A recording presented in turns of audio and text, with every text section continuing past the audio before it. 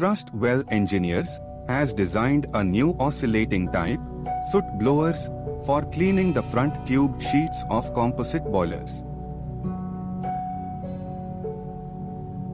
When the signal is received from the PLC control panel, the motor starts and actuates solenoid or poppet valve.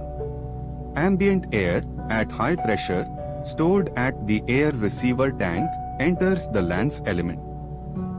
Simultaneously, oscillating in a linear movement, lance pipe starts 3 specially designed nozzles to blow a jet of air on a tube sheet, covering up to 4 meters inside of the tubes.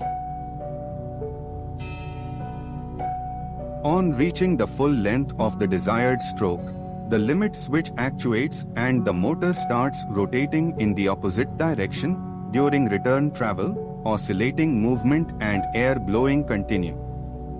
Trust Well has supplied many oscillating soot blowers all over the globe.